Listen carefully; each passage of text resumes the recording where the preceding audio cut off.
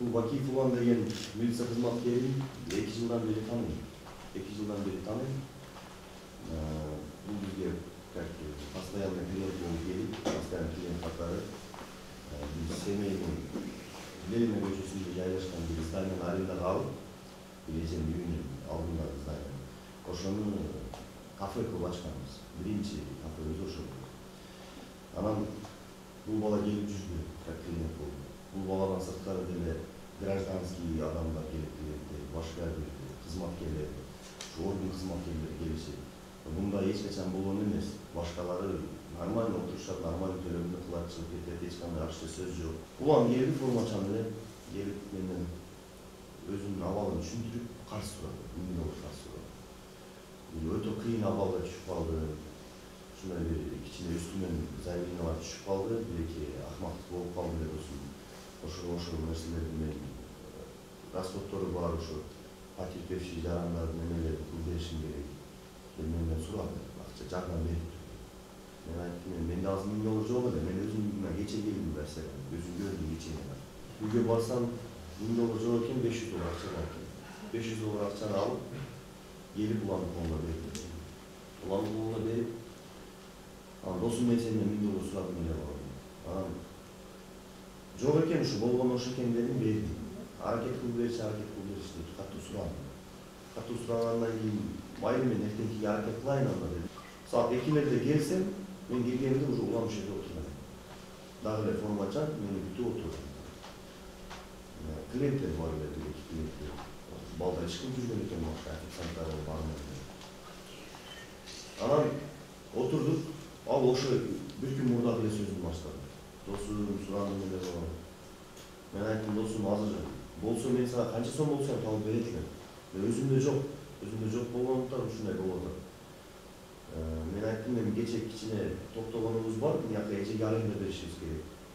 Анан өзүм банкка кредит берем, банктан кредит алгам, потому что ушу бизнес кылам деп. Досум сураганча бир айда бул жакшылыгымды өнүкпөйүн, бир айда кайра берем. Анан айлам жок болгондуктан көрүп турам, эми адамдын жүзү ысык экен. Майыр хорошо отуруптур деп мен аракет кылайын табышка, потому что 500 доллар бир күн мурда бергеним үйдө бар эле. А бул жок эле да. Чыгып кетип, жарым саат, 1 сааттай издедим, табып туруп алып келдим. Өзүбүздүн кыргыз сомдо эмес, долларда берген. Бир күн мурда 500 долларда берген. Анан ошо экинчи күнү 500 доллар бердим. Бергенден кийин аябай ыраазы болуп, кол берип, кучакташып, коштошуп, досум ашып кетсе бир ай бул жакшылыгымды унутпайм деп кетти. Анан кийин жумасына 2-3 жолу келе турган клиент болот. Мурда жумасына бир жолу келсе, андан кийин уже 2-3 жолу келе турган. Анан бир ай өттү, уже экинчи ай өтө баштады. Мен сурай баштадым. Бересиңби? Болду дерем жүрдү. Анын арасында бир-эки жолу келет, отурат, акчасын төлөбөй кеткен. Анан мага официанттар, кальянщик бала чалат, бербей кетти го. Биз айлыгыбызды деп алып айтабыз. Мен айттым, берет эми ушундай положение болуп атса керек, любой адамда болот, берет. Башкалар менен мамиле кылабыз. Ар дайым түз мамиле болот да, беришип кетишет. Анан берип кетти, бир-эки жолу айтканымда, ошо мурдагы жылы отурганда берип кеткен. Аны мен мойнума алам, берип кетти. Отурган, шотун, жеген тамактарын.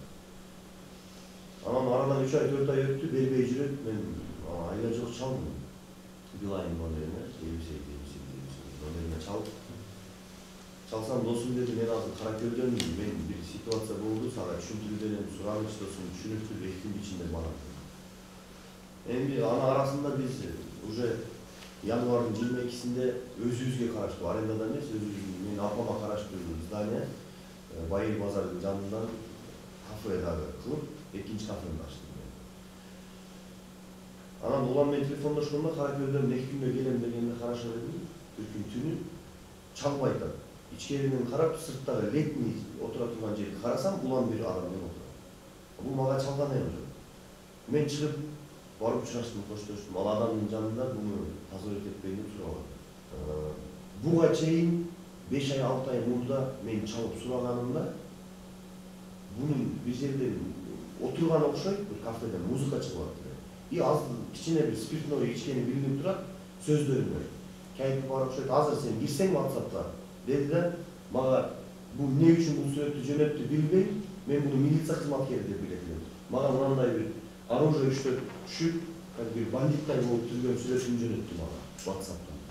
WhatsApp'тан жөнөттү да анан удалить этип салды. А бул билбейт, Samsung телефондордо жөнөтүп удалить этсе удалить болот экен. А iPhone'дордо сразу сохраниться кылып калат. Бул билбейт окшойт. Мага ушундай сүрөтүн жөнөттү. Жөнөтүп, анан мен кайра чалдым. Чалып туруп, неге мындай сүрөттү жөнөтүп атасың? Сен значит мага угроза кылып атасыңбы? Или кандай кыласың десем, эми өзүң түшүнүп аласың деди.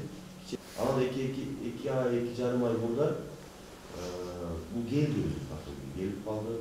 Досум, эми мындай иштейм, жакшы болот, келип алдым кайра кафеге, немеге. Жалбакы келдим кайра жумушка. Эмне болду десем, мен досум сенден жашырып барайын. Аяктан бир кичине туура эмес акмактык иш кылып койдум окшойт. Мен үстүнөн жазышты эки адамдар. Жөн эле карапайым эле жазышты. Бир адамдын баласын туура эмес камап ушундай кылган экенбиз, бирөөнүн сөзүнө кирип алып. Мен эми аяктан деле понижение кылып, бияка Октябрьскийге участковый кылып алып кеттим.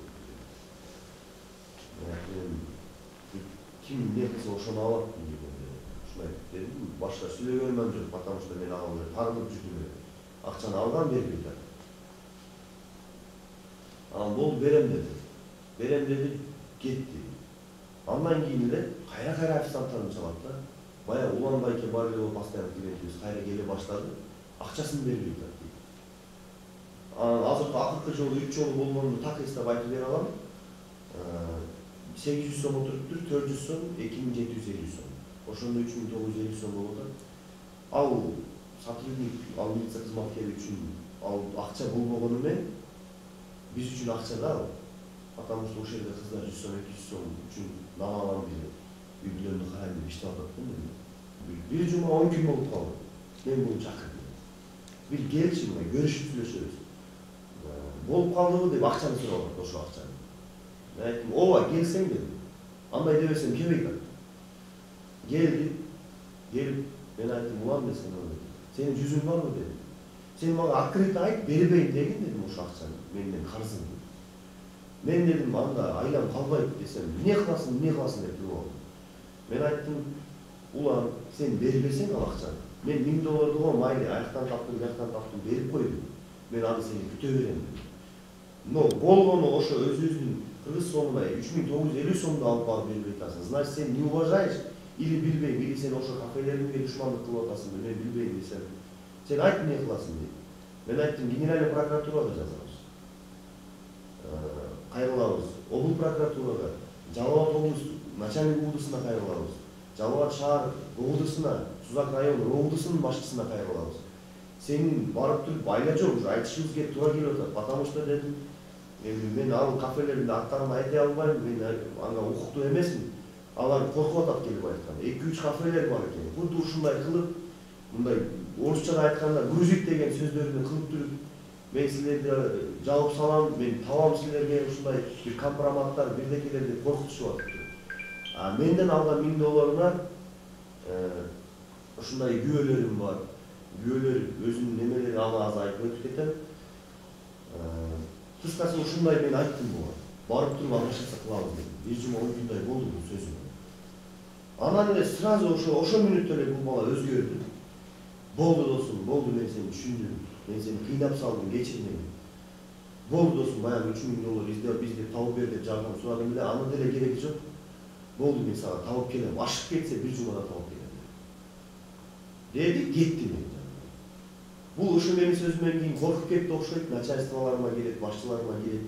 Потому что мен билем, бул орган структурасында иштеген башчылар өзүнүн ушунча бир иштери бар, бары жокту карашат, мындайлардын кылып аткан кылмыштарын билбейт да. Мен ага так ишенем, буну билишпейт ал. Алар билген болгондо мындай сотрудник аерде иштебейт. Мен барам дегенден кийин коркуп кетип туруп, ошо менин жанымдан чыгып саат түнү барып эле ГОУДга мен үстүмөн жазып берип искемдик казып. Өзү коркуп кеткен. Анан бир күн өттү, эртеси күнү мага ГОУДдан тергөөчү чалып, келип кетесиң. Болду, барам, мен билгеним жок эмне иш экенин. Барсам ушундай. Бүгүнкү күндө бизде Камаракулов, Искендер менен Бакиев уландын тергөөчүнүн үстүнөн жазган арыздары бар. Бүгүнкү күндө Жалал Абад ШИИБинин тергөө кызматы тарабынан текшерүү иштери жүрүп атат. Жыйынтыгы боюнча кошумча маалымат беребиз.